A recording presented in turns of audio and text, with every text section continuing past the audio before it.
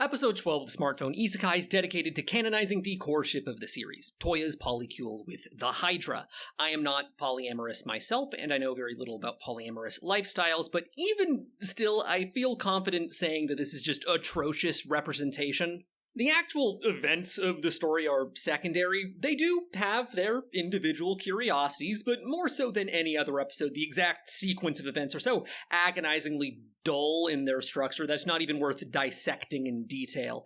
Yumina tells Toya to make a harem. He does so over multiple scenes. He goes to ask God for advice, and then he tells the girls he likes them but wants to wait for now. It's basically a bad sitcom if it was even less funny. What is actually of note to me are two things. Unsurprisingly, there are some issues with taste, but even more curious is just the strange cacophony that is this relationship dynamic.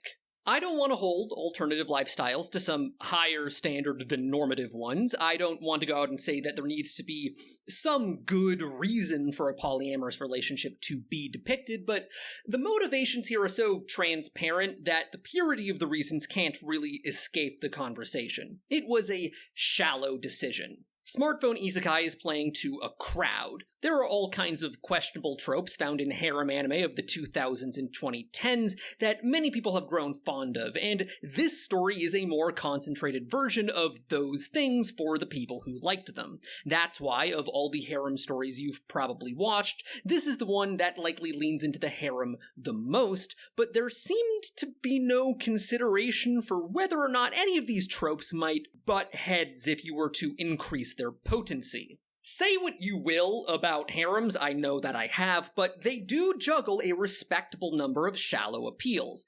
You get to have a girl for every viewer's taste, while also giving the fantasy of girls fighting over the male lead. And this sense of competition was a very prominent part of this story. This is in contrast to an alleged cultural standard in this universe where polygamy is normalized. This conflict needs resolution, and granted, it does get one. The girls are convinced to give polygamy a shot. The problem you run into here is that this whole negotiation between their initial jealousy and their eventual cooperation is a character moment for 4 different people. That is a lot for an author this amateur to juggle, and it is made even worse by the fact that all of these characters are girls, and as such are objectified to high heaven by this particular author. There's just no investment to be had here, despite the immense oxygen that it takes up, and when you finally get to the end, does it even feel like you're dealing with the same characters? They just lost one of their defining character traits. That defining trait was catty jealousy, so it is maybe a relief that it's gone, but it was defining.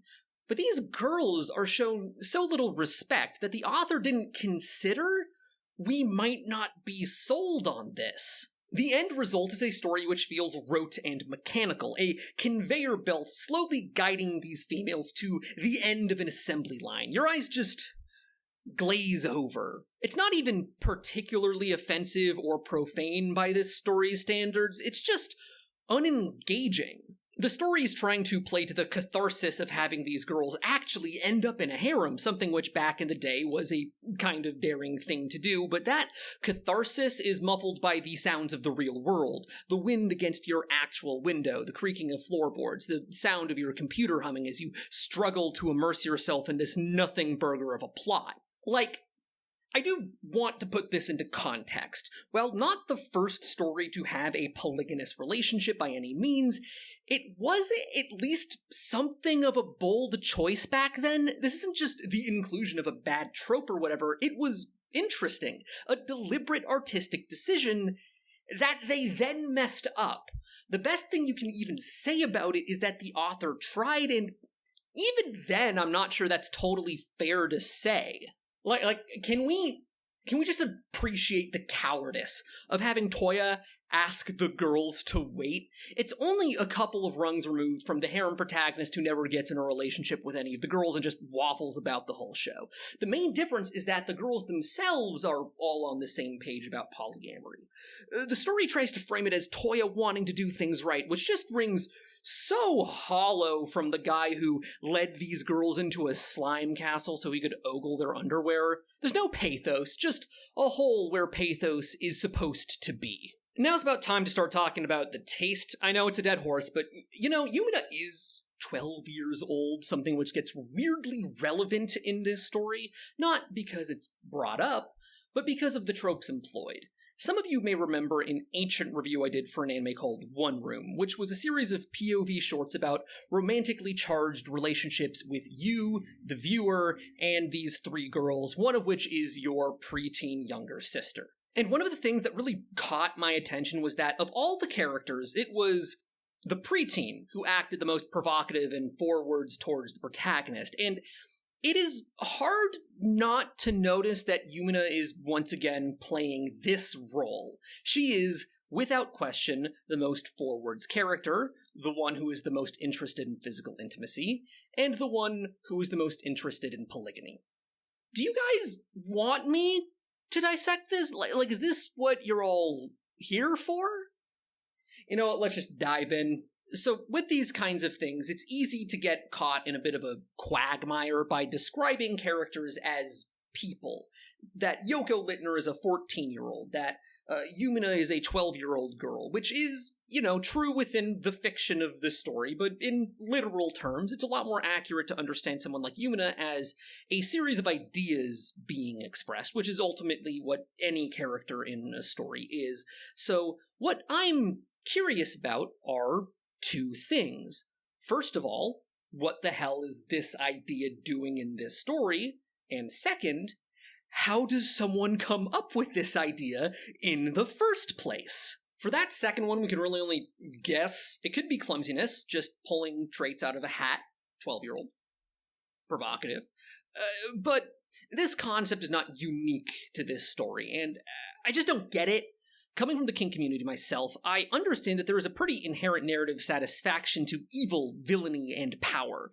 One of the reasons people engage in roleplay involving villainous acts is because it is evocative, absurd. It heightens your focus, and heightening your focus is useful for achieving climax.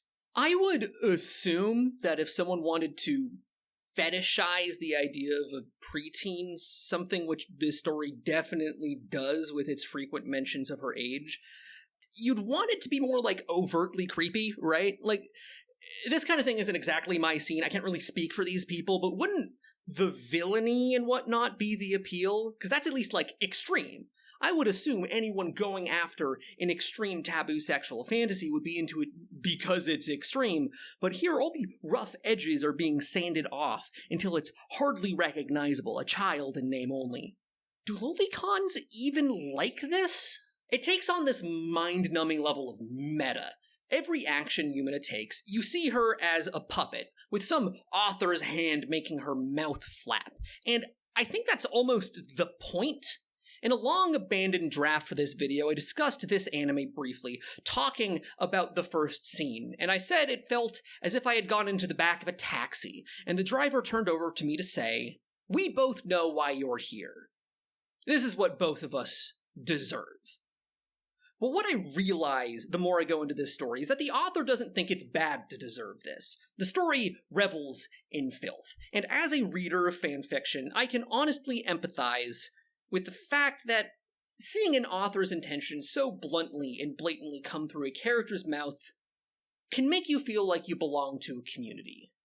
Welcome to the pig pan, Yumina says.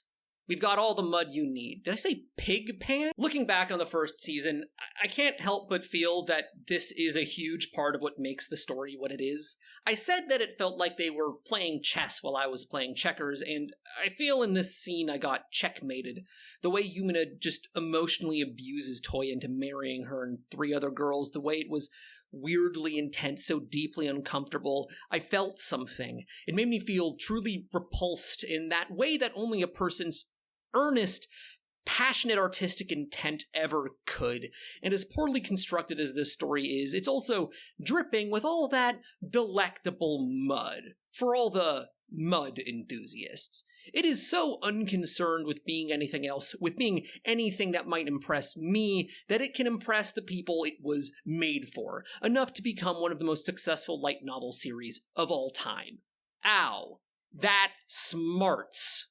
I want to give a giant thank you to my patrons, especially my Tier 2 patrons, Carolyn Vig and Love Your Content. As always, like and subscribe, and consider supporting me on Patreon. If it wasn't for those guys, I wouldn't have the motivation to even upload as much as I do. I really can't thank them enough. They are amazing. Every single one of them, past and present. So if you're going to comment anything, thank them for me. I want them to be shown love. All right, bye.